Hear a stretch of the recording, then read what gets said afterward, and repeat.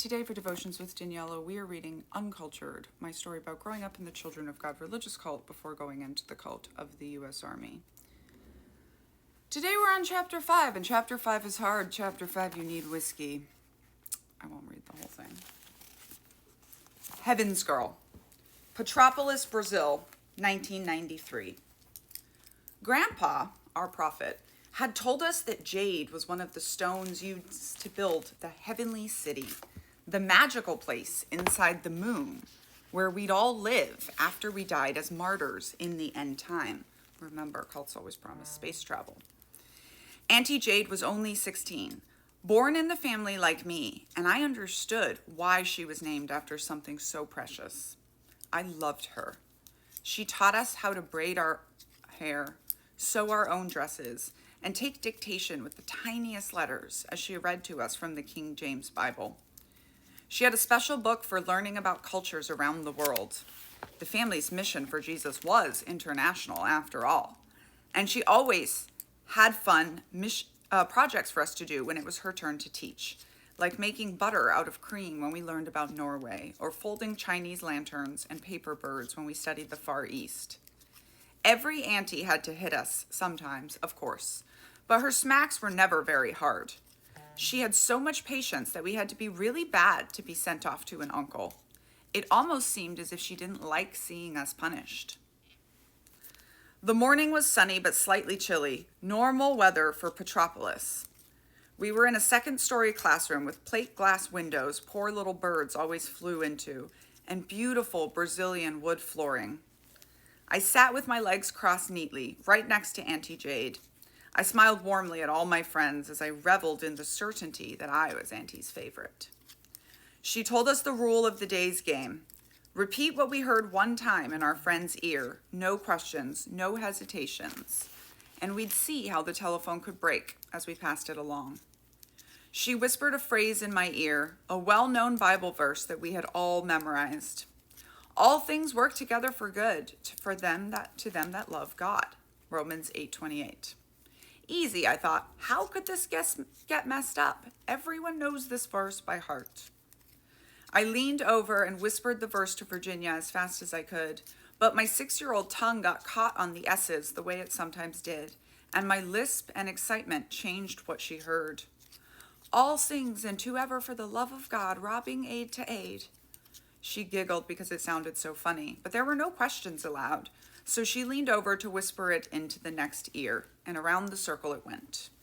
Johnny was the last one in the circle, sitting on Auntie Jade's other side, and when he blurted out the phrase, "Asians forever love God and Robbie is aged," everyone burst out laughing, even Auntie Jade, rolling on the floor, tears spilling out of her eyes.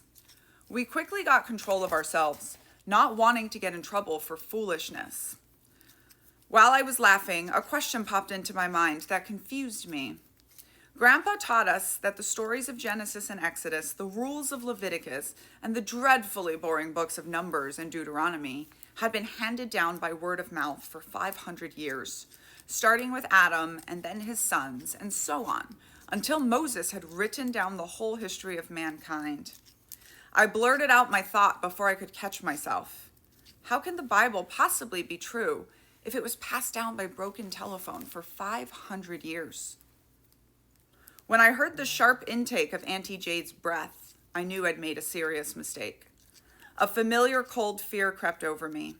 I looked around the circle and saw that Virginia, Johnny, and all the other kids stared at me like I'd climbed into the lap of the Antichrist himself to enjoy some Coca-Cola and white sugar.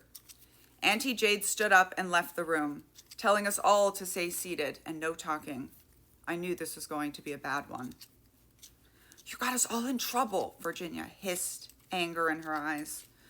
"No, it'll just be me," I said with a shaky voice as I silently wondered who was on punishment duty.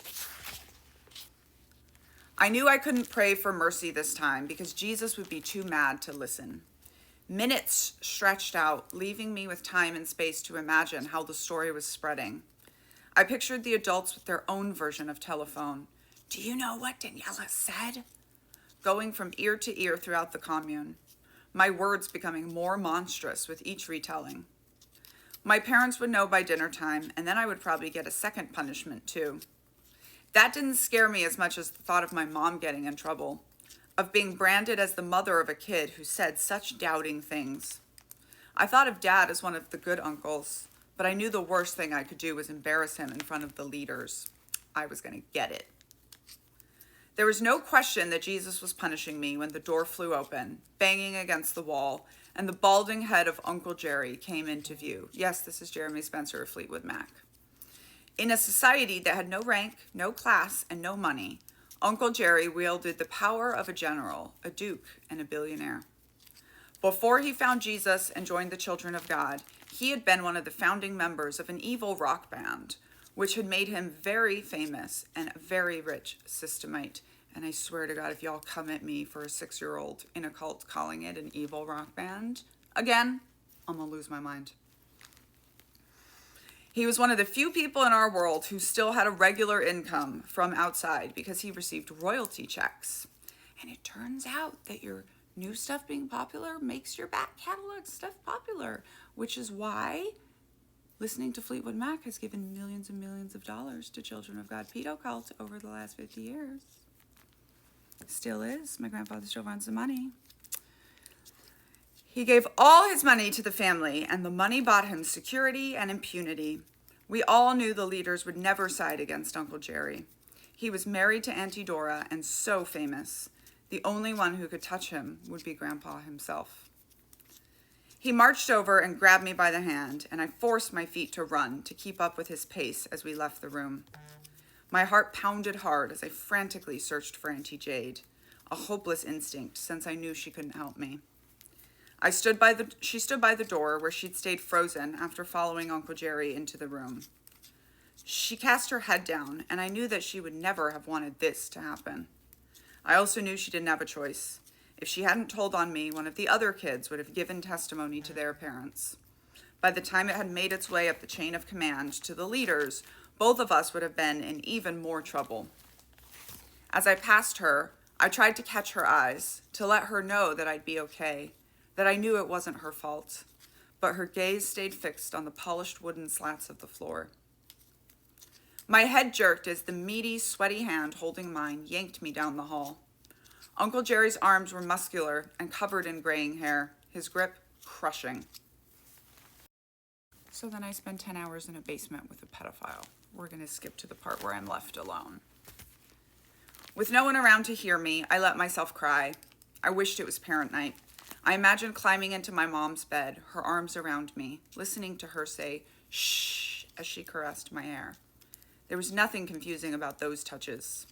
My body tingled painfully in all the places where Uncle Jerry had laid his hands on me. Finally, he sends me home, blah, blah, blah. He prays over me. God, cast your demons out of her. God wasn't here. God wasn't anywhere.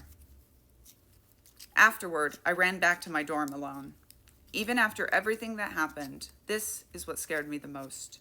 Being alone in the dark. The boogeyman could swoop me up in the night, and no one would even notice until it was too late.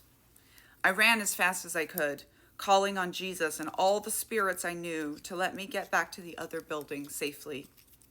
As if I didn't live with the worst boogeymen possible. As if I didn't have to call them Uncle. In the dark, lying on my bunk, after Auntie Jade has been very kind to me, I made myself a promise. I didn't care if I had to go to hell. I would not grow up to be in the family. I had prayed so much. I had tried so hard. I had begged Jesus to help me accept the paradoxes I saw, but I didn't believe. I couldn't. I was done praying. I didn't love God. I didn't want to serve him.